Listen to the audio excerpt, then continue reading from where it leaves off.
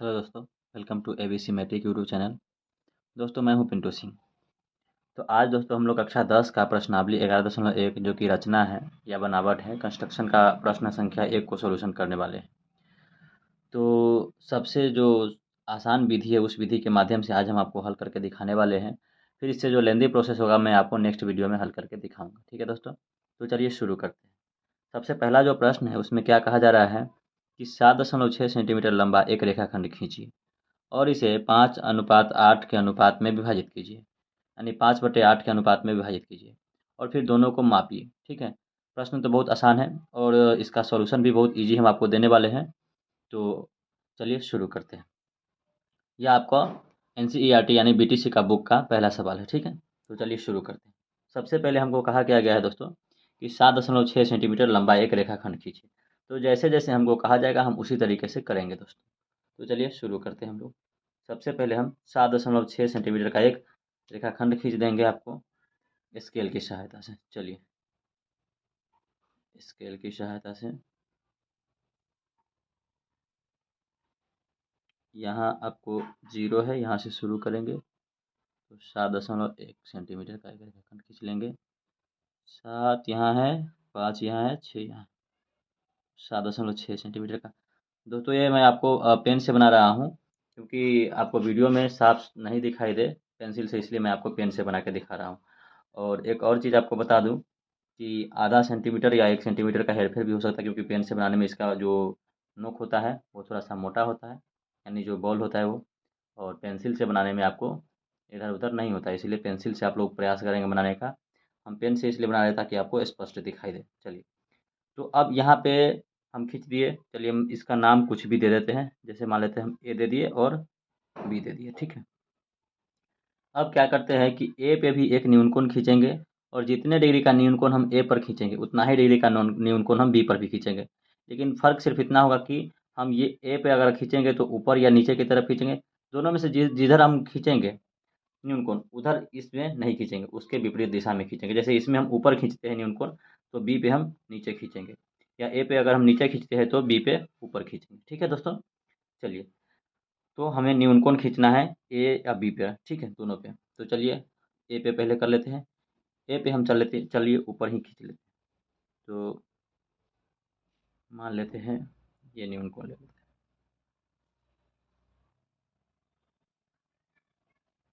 पहला जो चाप होता है दोस्तों 60 डिग्री का होता है, 60 डिग्री का।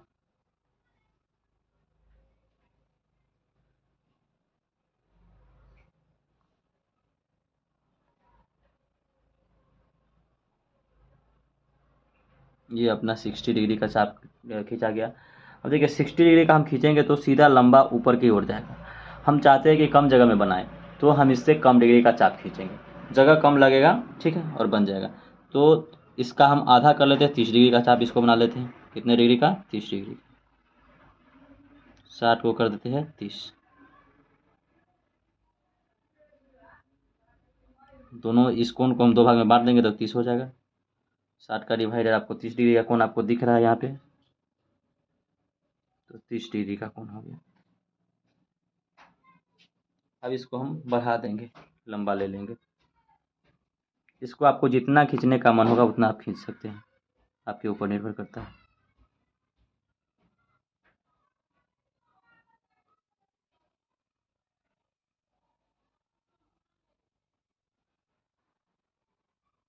पूरे हम ऊपर तक ले लिए हैं ताकि मुझे खींचने में दिक्कत ना हो।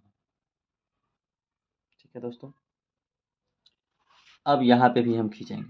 ठीक है, बी पे भी जितने डिग्री का न्यूनकोण हमने ऊपर लिया है उतना ही डिग्री का न्यूनकोण हमें नीचे भी लेना है, याद रखिएगा। बी पे ले रहे हैं तो हम बताए थे कि इसके विपरीत लेंगे, ऊपर ही इसका भी नहीं लेंगे, इसका हम नीचे लेंगे। ठीक है, ताकि दोनों समानांतर हो जाए। चलिए तो बी पे हम करते हैं अब।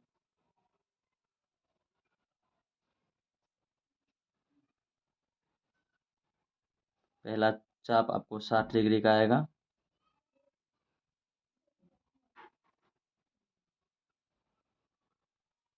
चलिए अब 30 डिग्री का ले लेते हैं यहाँ से। इसको दो भाग में बांटेंगे तो 30 डिग्री का कोण बन जाएगा।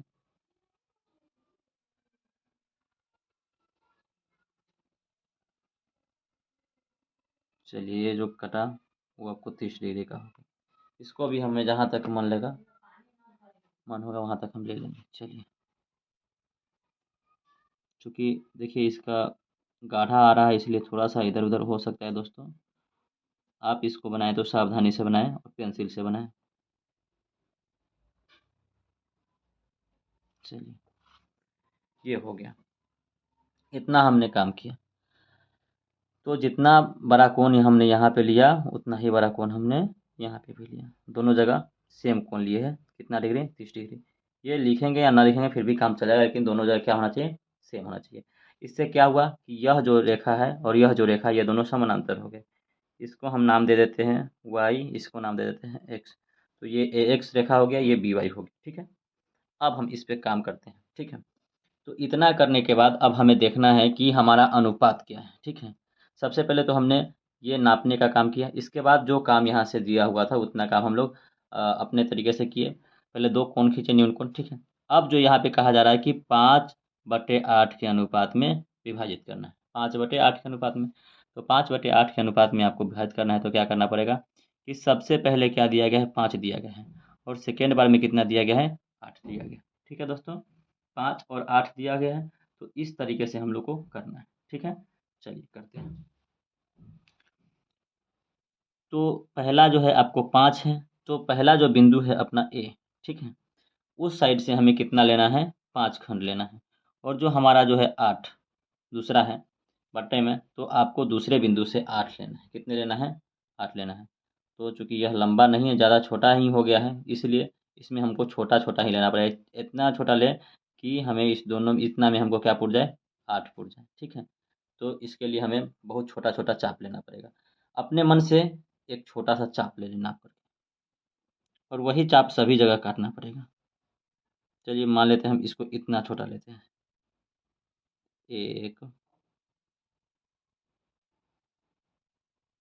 2, 3, 4, 5। चूँकि ऊपर 5 ही लेना था इसलिए 5 ही ले लिए। अब नीचे में लेना है इसी चाप, इसी माप का लेना है, इसको अभी हिलाना नहीं है। ठीक है, तो 1, 2, 3, 4, 5, 6,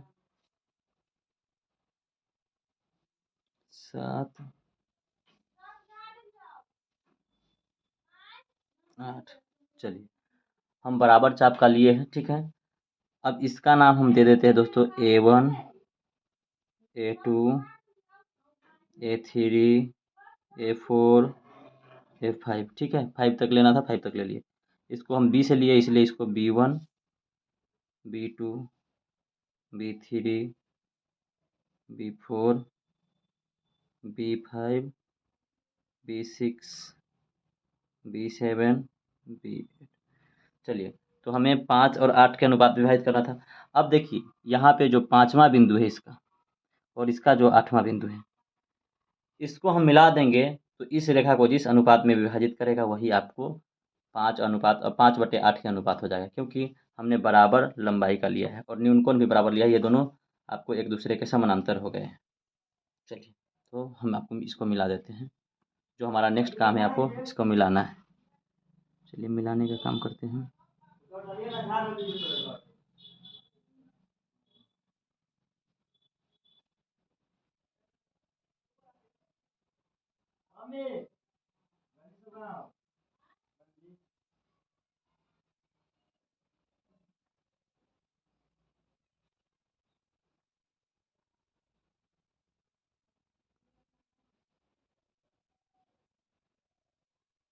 चलिए, इसको यहाँ पे काट रहा है ये रेखा। ठीक है, तो यही आपको हो जाएगा 5/8। यहाँ पे आपको बिंदु मान लेते हैं कि सी है।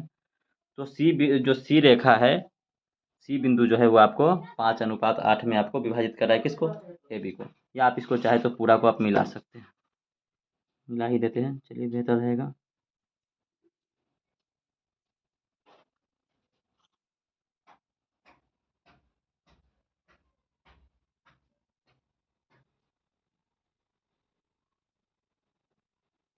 चलिए मिला दिया।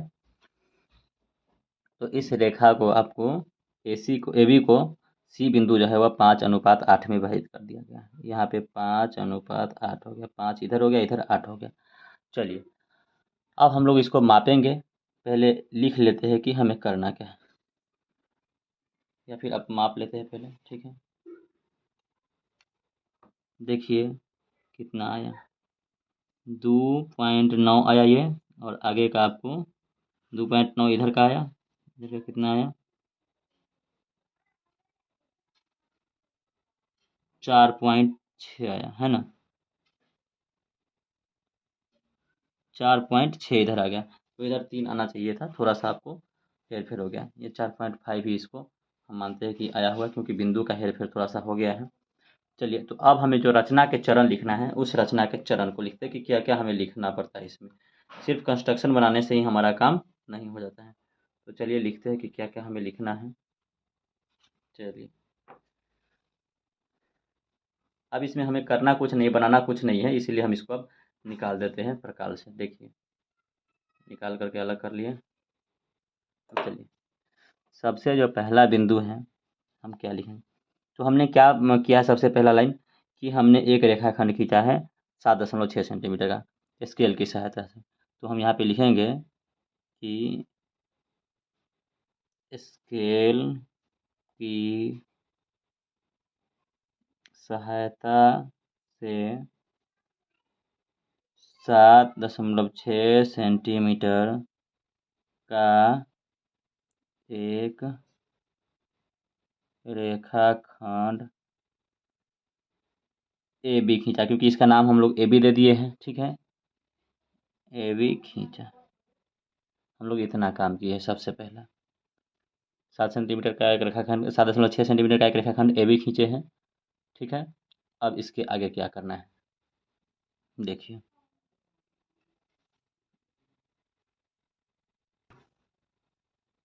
इसके बाद हमारा नेक्स्ट काम क्या हुआ है दूसरे नंबर पे दोस्तों। देखिए हमने ए से एक न्यून कोण खींचा है और बी से एक न्यून कोण खींचा है। ठीक है, तो वही हमें लिखना है दूसरा नंबर में कि ए से ए एक्स तथा बी से बी वाई। ठीक है, इस प्रकार खींचा कि न्यून कोण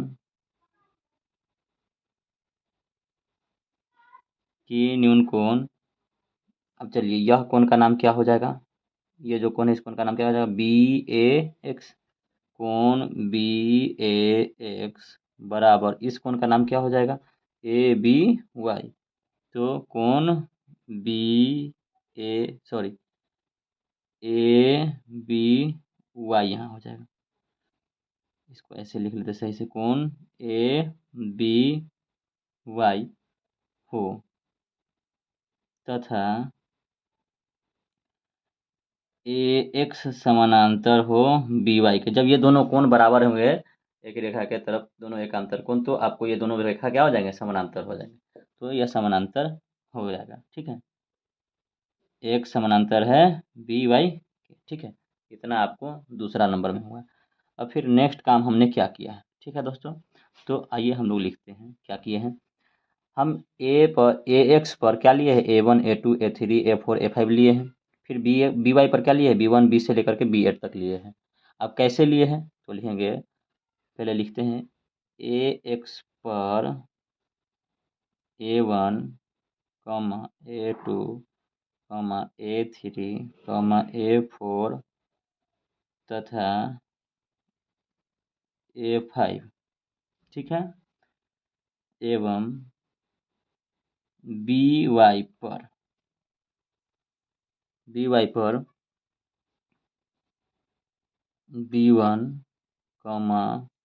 B2 B3 B4 B5 B6 B7 B8 इस प्रकार लिया कि A1, देखिए A1 यहाँ से यहाँ तक की दूरी बराबर A1 A2 यहाँ से यहाँ तक की दूरी, सब के सब दूरी बराबर है। आप लोगों ने देखा, जस्ट सामने हम आपके लिए हैं, सब के सब दूरी यहाँ पे बराबर है। बराबर क्या हो जाएगा, A2 A3 बराबर A3 A4 के हैं, बराबर A4 A5 के हैं, यहाँ से यहाँ तक की। इसी के बराबर आपको B1 भी है, क्योंकि सबके मान बराबर हमने लिया। B1 बराबर B1 B2 बराबर B2 B3 बराबर B3 B4 बराबर B4 B5 बराबर B5 B6 बराबर B6 B7 बराबर B7 B8। मतलब सब के सब दूरी आपको इसमें बराबर है। इस तरीके से हमने लिया है, ठीक है। B7 B8 हो, इतना हमने लिखा तीसरे चरण में, ठीक है। अब चौथे चरण में हमने क्या किया है, ये लिखना है। अब चलिए, तो चौथे चरण में क्या लिखेंगे, हमने इसको मिलाया है, इस यही किए हैं। तो लिखेंगे चौथे चरण में A5 को B8 से मिलाया। क्या किया, B8 से मिलाया, जिससे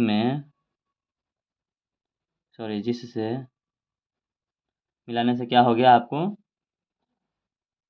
ये जो A5 और B8 है, यानी A5 B8 जो रेखा है, वो आपको B8 रेखाखंड किसको, AB को, B5 और A5 B8 जो है रेखा, वो आपको रेखाखंड AB को किसी बिंदु पर काटती है। उस बिंदु का नाम क्या है, C है। तो को C बिंदु पर काटती है, इतना आप सबके सामने है। या प्रतिच्छेद करती है, जो भी आप लिखना चाहें वो आप लिख सकते हैं, ठीक है। तो अब आगे क्या होगा, लास्ट चरण क्या है आपका, लास्ट चरण में हम लोग क्या लिखे हैं कि अब जो बिंदु आपका बना होगा 5 नंबर में, अब AC अनुपात CB बराबर क्या आना चाहिए, तो 5:8 होगा, ठीक है। 5:8 आपको है, क्या है, AC अनुपात CB जो है वो आपको 5:8 के अनुपात में विभाजित हो गया। हम लोगों ने नापा, तो AC बराबर आपको कितना आया है, 2.9, ठीक है। और आपको CB बराबर आपने नापा है अभी, तो क्या आया है, 4.7 आया है। कितना आया है, 4.7 आया है, ठीक है। कितना आया एक बार फिर से नाप लेते हैं, या फिर गलती वैसे लिख लेंगे तो दिक्कत हो जाएगा। कितना आया है, 2.9, तो ये आया है, क्लियर है।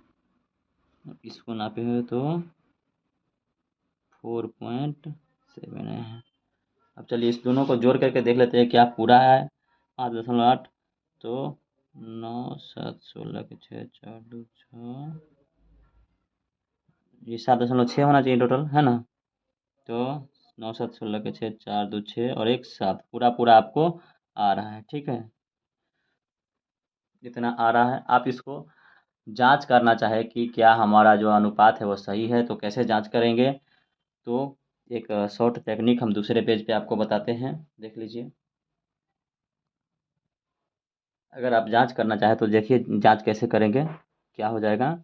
तो अगर इसको आपको देखना है, क्या देगा है, 5:8, तो 5x इसको लिख देंगे, इसको लिखेंगे 8x, ठीक है। बराबर टोटल कितना है, 7.6, तो 7.6 लिखेंगे। 5 8 13 आपको x हो जाएगा, बराबर 7.6 हो जाएगा 13। अब चलिए x को बराबर करेंगे तो 7.6/13 हो जाएगा, ठीक है। दशमलव उड़ाएंगे तो आपको कितना हो जाएगा, 76/13, और गुने इस पे एक 0 हो जाएगा, ठीक है। इससे इसमें भाग लगाइए तो कितना हो जाएगा, 13 × 5 = 65, 13 × 6 = 78, तो 13×5 = 65 मतलब में लगेगा और फिर 65 हो जाएगा, दशमलव आ जाएगा फिर, और कितना हो जाएगा 65 और 8 73, तो 8 हो जाएगा, 8 पे 0 हो जाएगा तो 80, 13×6 = 78, फिर 6 मरतबे में लगेगा, लगभग इतना बट्टे 10 आ रहा है, मतलब 0.56 लगभग आपको एक्स का मान आएगा। तो 5x पहला है, तो 5 × 0.56 करेंगे तो कितना हो जाएगा, 6×5 = 30 के 0 और 50 25 और 3 28, 2.8 इसको आना चाहिए था। ठीक है, और इसका फिर देखते हैं दूसरा 8x है, तो 8x बराबर क्या हो जाएगा, 8 × 0.56 कितना हो जाएगा, 8×6 = 48 के 8 और 5 8 40 और 4 44, तो इतना इसका आना चाहिए था। सॉरी, ये 2.8 आना चाहिए था, ये 80 लिखा गया है, और ये आपको 4.5 आना चाहिए था। 4 8 है तो 4 दशमलव कितना होना चाहिए, 4 5, तो इसको दोनों को जोड़ के देख लीजिए, बराबर होना चाहिए। 8 5 13 के 3 4 तो 6 और 1 7 7.3 ही होता है, 7.6, थोड़ा सा दशमलव पूरा कैलकुलेशन में इधर उधर हो जाएगा, तो इस हिसाब से आपको एक इसमें भी बढ़ाना पड़ जाएगा, एक इसमें भी बढ़ाना पड़ जाएगा, तो ये 2.9 हो जाएगा और ये 4.7 हो जाएगा। ठीक है, 4.5 है ना, तो 4 दशमलव कितना होना चाहिए, 4.6 या 7 आपको इसका आना चाहिए, थोड़ा सा इसमें कैलकुलेशन में इधर उधर हो सकता है दोस्तों। तो आप इस चीज़ को आप ध्यान से देखिएगा, तो करीब करीब आपको उड़ जाएगा। ठीक है, तो फाइनली यह जांच करने का तरीका है, इसमें आपको लगभग मान आपको प्राप्त हो जाएगा, जिससे जांच कर सकते हैं कि हमारा मान जो है वह लगभग सही है, और सही हो गया तो आपका आंसर करेक्ट है। ठीक है, तो यहाँ तक आपका आंसर इतना लिखना पड़ेगा, तब जा करके आपको पूरे के पूरे नंबर मिलेंगे। ठीक है दोस्तों, तो ये आपके पहला सवाल का जवाब रहा। तो मिलते हैं नेक्स्ट वीडियो में। उम्मीद करते हैं आपको यह वीडियो पसंद आया होगा। अगर आपको वीडियो पसंद आया है तो इस वीडियो को लाइक कर दीजिए और चैनल को सब्सक्राइब ज़रूर कीजिए, क्योंकि आज से आपको इस चैप्टर का प्रत्येक सवाल का वीडियो आपको बन करके इस चैनल पे अपलोड होने वाला है। तो आपको नोटिफिकेशन की प्राप्ति सबसे पहले हो, इसलिए आप हमारे चैनल को सब्सक्राइब कर लीजिए। मिलते हैं नेक्स्ट वीडियो में, तब तक के लिए जय हिंद।